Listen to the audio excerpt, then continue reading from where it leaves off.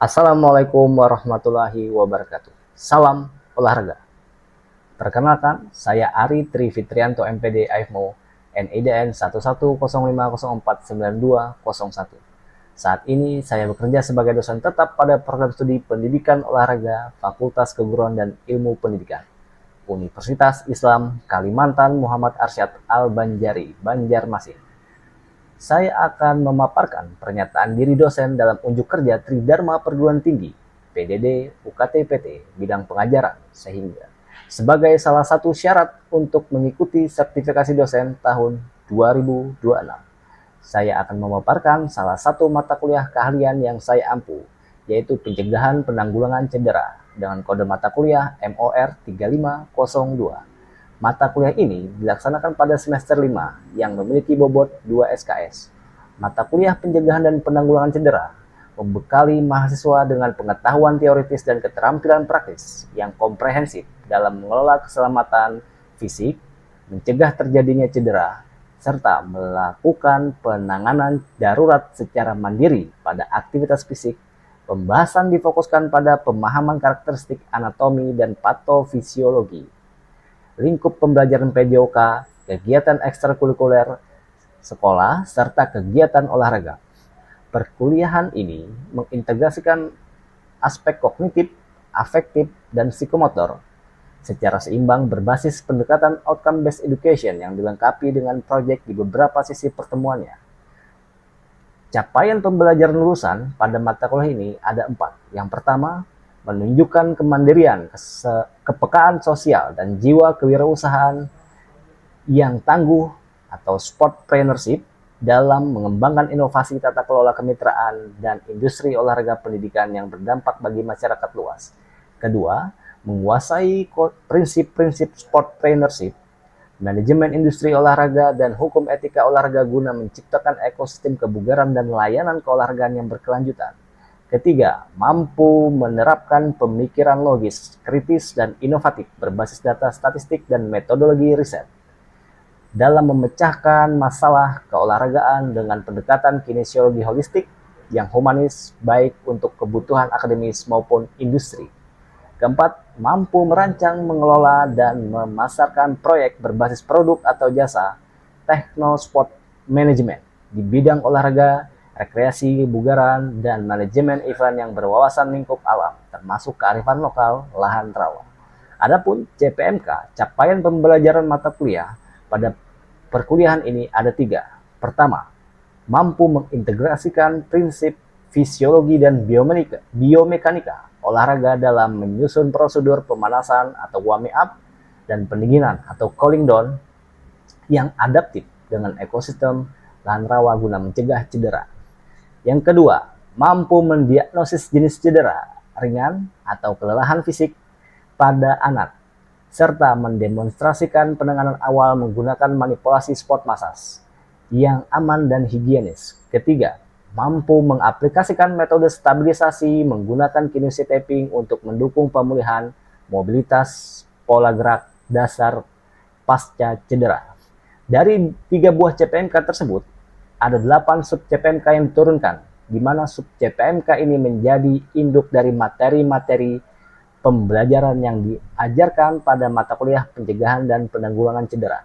Pertama, 1.1 mahasiswa mampu menganalisis korelasi antara perubahan fisiologis organ tubuh atau sirkulasi, sistem sirkulasi, dan muskuloskeletal dengan efektivitas gerakan pemanasan atau warming up untuk mencegah cedera. Kedua, mahasiswa mampu mendesain dan mendemonstrasikan rangkaian aktivitas pemanasan yang aman, menyenangkan, dan berbasis permainan atau game-like yang disesuaikan dengan karakteristik anatomi.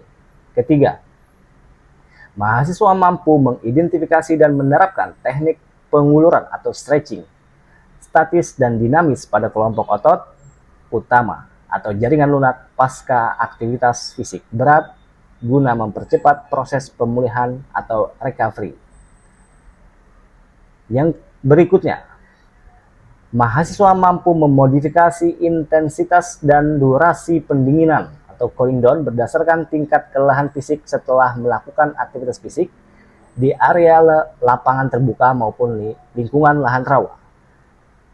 Sub CPMK yang ketiga, titik 1, mahasiswa mampu mendiagnosis indikasi dan kontraindikasi penerapan manipulasi massas atau spot massas seperti fluorase, petrisase, friction, dan lain-lain pada kasus kelelahan fisik atau cedera olahraga ringan seperti kram otot. 3.2, mahasiswa mampu mempraktekkan teknik spot massas, pemulihan dan penanganan awal cedera jaringan lunak secara sekuensial, aman dan higienis sesuai standar prinsip PRICE, Protect, Rest, Ice, Compression, and Elevation. 4.1, mahasiswa mampu menentukan jenis arah tarikan dan tingkat elastisitas kinesiotaping berdasarkan jenis sendi dan otot yang membutuhkan stabilisasi pasca cedera ringan. 4.2, mahasiswa mampu mengaplikasikan atau menempelkan kinesiotaping pada area cedera umum seperti ankle sprain atau knee strain untuk mendukung mobilitas gerak dasar selama fase pemulihan. Fokus pembelajaran dalam video PDD UKT-PT ini pada pertemuan ke-9 setelah ujian tengah semester dengan sub capaian pembelajaran mata kuliah 3.1, mahasiswa mampu mendiagnosis dan kontraindikasi penerapan manipulasi massas seperti fluorase, petrisase, friction pada kasus kelelahan fisik atau cedera olahraga ringan seperti kram otot. Rancangan ini disusun secara taktis dengan mengedepankan aktivitas student-centered learning dan asesmen otentik agar mahasiswa mendapat unjuk kemampuan real, bukan sekedar teori. Bahan kajian pada pembelajaran ini pengantar terapi manual, anatomi permukaan, indikasi, dan kontraindikasi spot massage. Indikator pencapaian ketepatan mendiagnosis kondisi fisik anak yang boleh atau tidak boleh diberikan tindakan massage. Adapun penilaian nanti untuk tugas mandiri mahasiswa 20%, praktek harian 30%, UTS ujian tengah semester 15%, ujian akhir semester 20%, dan partisipasi aktif karakter islami dan profesional 15%. Demikian perkenalan mata kuliah dari saya. Selanjutnya adalah video pembelajaran. Selamat menyaksikan. Terima kasih. Assalamualaikum warahmatullahi wabarakatuh. Assalamualaikum warahmatullahi wabarakatuh. Waalaikumsalam warahmatullahi wabarakatuh. Ketemu lagi kawan-kawan mahasiswa. Kita hari ini pertemuan ke-9. Minggu lalu kita sudah UTS. Sebelum kita mulai pembelajaran, kita berdoa menurut kepercayaan masing-masing. Berdoa dimulai.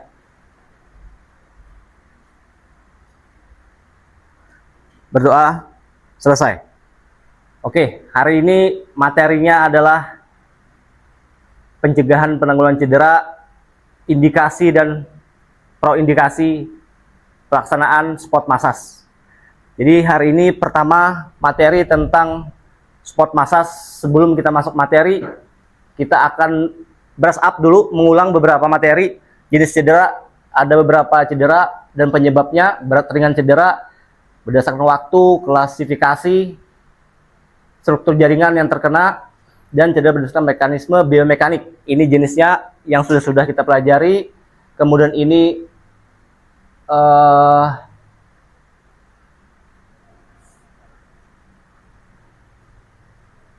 sebabnya dari luar, dari dalam, dan pemakaian terus-menerus, overuse, penggunaan otot yang terus-menerus.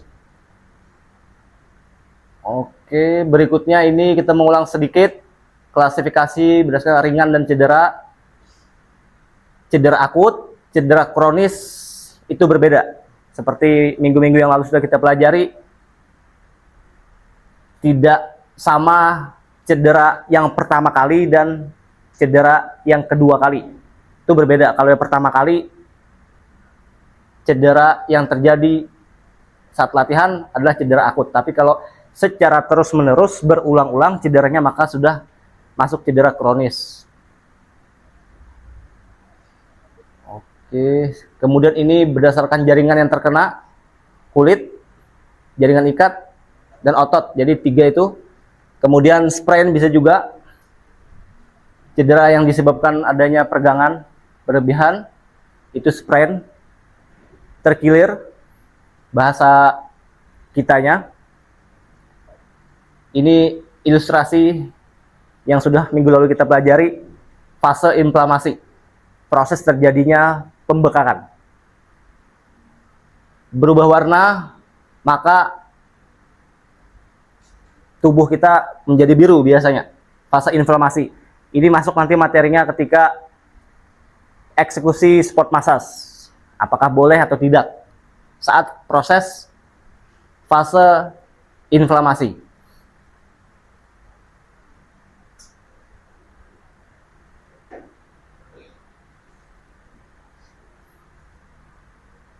Kemudian saat perbaikan jaringan, warnanya mulai menerang, sehingga tubuh kita biasanya yang terkena benturan, maka berubah warna lagi menjadi normal kalau sudah fase remodeling. Ini pemulihan dalam olahraga, kita mau ulang sedikit, fisiologi dan psikologi. Jadi dua, jadi apapun cederanya, kalau akibat olahraga pasti dua ini pasti kena. Fisiologi itu bagian tubuh kita yang merasa kita tidak bagus dalam gerakan. Psikologi alam bawah sadar kita, ketika kawan-kawan sudah cedera sebelah kanan, maka otomatis dominan pemakaian energi dan sebelah kiri lawannya, maka kita secara psikologis mengurangi kegiatan di sini, di kanan. Ini resiko ketika cedera, maka harus alat dan suplemen itu, maksudnya ini yang paling utama, recovery, pemulihan, psikologi status, pastikan kita tidak trauma, dan tidur, sleep, training program, latihan penguatan, kemudian pemanasan sebelum aktivitas itu mulai dilakukan, kemudian mobility itu adalah rentang sendi, gerakan yang dominan rentang sendi, itu mobility. Jadi ketika kawan-kawan cedera, yang harus utama ini.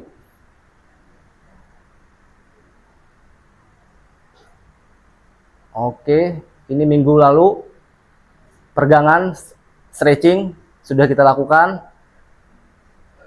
Ada beberapa stretching dinamis, statis, dan PNF. Nah, ini struktur jaringan ketika tubuh kita terkena cedera, maka jaringan ini yang pasti kena nanti. Ini adalah faskia, serabut otot yang membungkus otot. Ini biasanya yang juga menyebabkan kita tidak bisa menoleh. Kalau misalnya kita istilahnya salah bantal, itu biasanya menyebabkan terbatasnya tolehan ke kanan dan ke kiri. Maka inilah yang mengikat, bukan bantalnya yang salah, tapi faskianya yang terlalu kaku. Itu ilustrasinya, gambarnya, jadi bisa digerakkan. Ini ilustrasi faskia seluruh tubuh kita. Jadi ini terkait nanti di massage. Jadi massage itu bukan hanya muscle atau otot, tapi juga faskia yang kita manipulasi. Seluruh tubuh kita ada faskianya. Ini ilustrasinya. Ketika faskia itu mengikat, maka salah satu gerakan kita terbatas. Tidak bisa seperti ini atau seperti ini. Biasanya ketika kawan-kawan main bulu tangkis, terlalu overuse, terlalu menggunakan gerakan jump smash, maka biasanya yang harusnya bisa seperti ini, karena overuse kebanyakan digunakan ototnya, maka bisanya kayak gini aja. Dulunya bisa seperti ini, rotasi jadi seperti ini, karena ada pengikatan faskia atau ketegangan otot. Ini masuk nanti di materi berikutnya, di massage. Bisa jadi ini juga muscle knot. Ini adalah salah satu andalan dalam massage. Biasanya kalau ada gumpalan di sini, di bagian otot, yang kita percaya itu adalah batu angin, sebetulnya itu adalah muscle knot, ikatan jaringan otot di tubuh, sehingga itu bisa diurai melalui masas.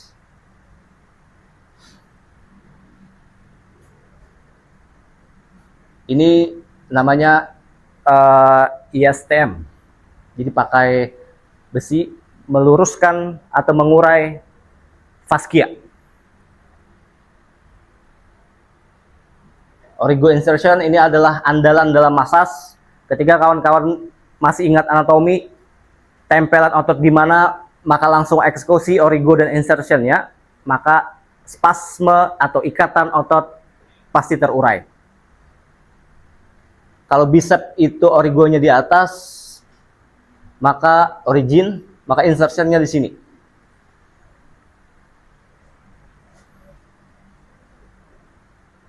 Oke, ini teknik spot massage. Jenis-jenisnya, definisinya, spot massage merupakan teknik memijat dengan manipulasi yang ditujukan kepada orang sehat. Orang sehat. Ingat, orang sehat, bukan sakit. Orang sakit maksudnya demam. Nanti kita ada materinya. Definisinya, tujuannya, ini faktornya. Cabang olahraga yang dilakukan kondisi tubuh atlet, kontraindikasi terhadap massage, waktu. Ini akan kita pelajari nanti. Massage sebelum event, setelah event, saat event, faktor massage. Ini sebelum, saat event. Oke, kita masuk ke materi. Ini dulu, indikasi yang boleh dimasas. Kelelahan setelah berolahraga atau bekerja, itu boleh dimasas. Gangguan sulit tidur, rehabilitasi setelah cedera atau sembuh dari sakit. Bukan saat sakit demam dimasas.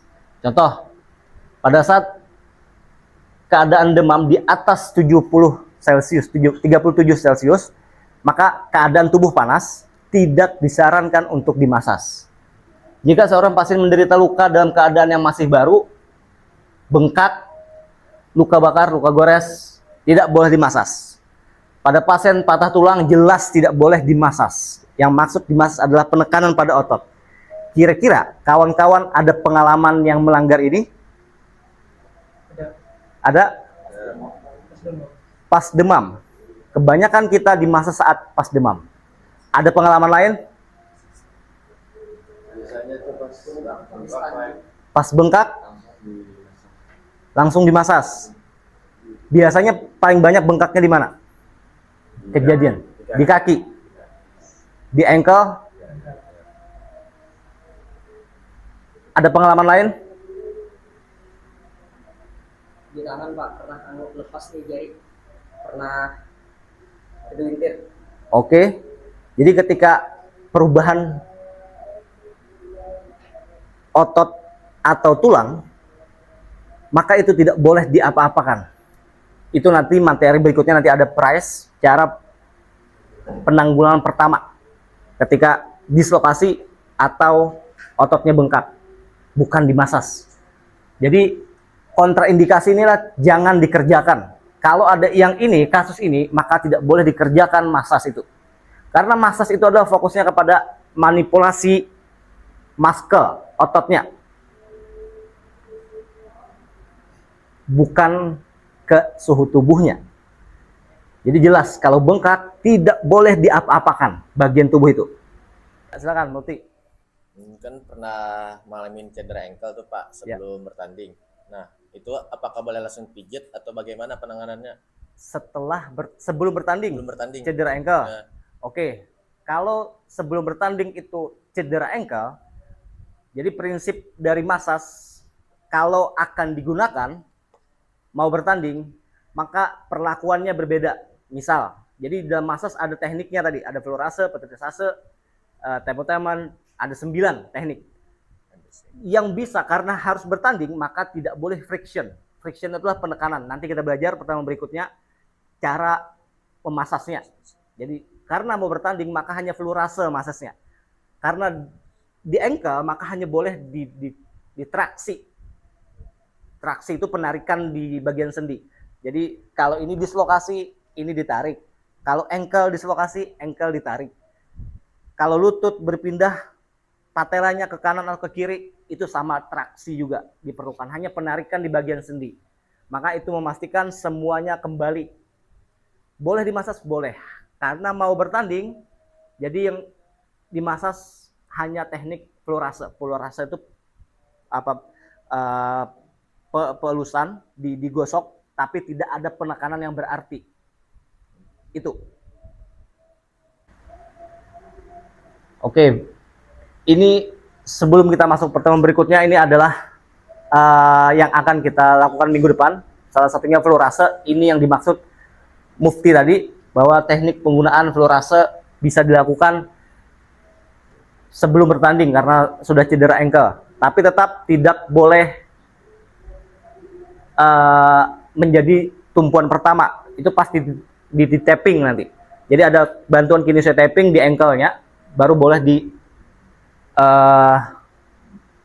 digunakan saat bertanding.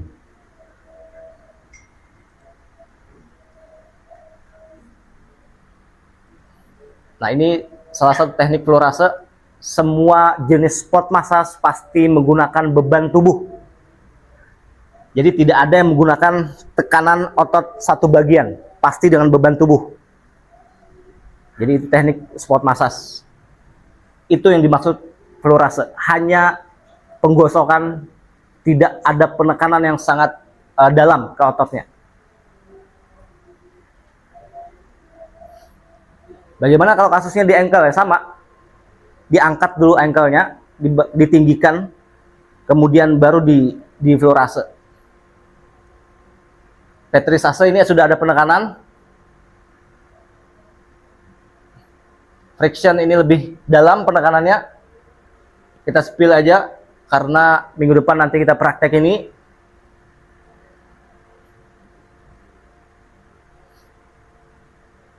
Nah, itu lebih tekan, manipulasi vibration dan shaking. Vibrasi untuk getaran, shaking tepukan. Ini skin rolling.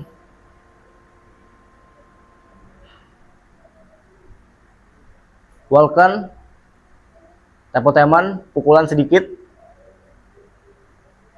Oke. Jadi, bagi kawan-kawan yang merasa tubuhnya demam, dalam praindikasi tadi tidak boleh dimasas. Jadi stigma masyarakat, badan panas diurut atau dimasas, itu salah. Jadi jangan sampai ketika demam dimasas, maka akan memperparah jaringan lunaknya.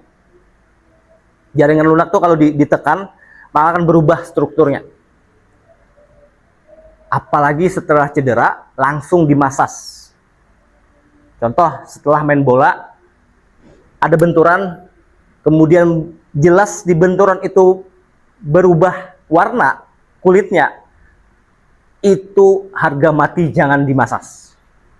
Tidak boleh ada penekanan di perubahan warna kulit, kecuali yang dimasas di bagian atasnya. Misal, di bagian sini biru, berwarna biru, yang boleh dimasas adalah bagian atas sini, sambungan ototnya, dan bagian atas sini.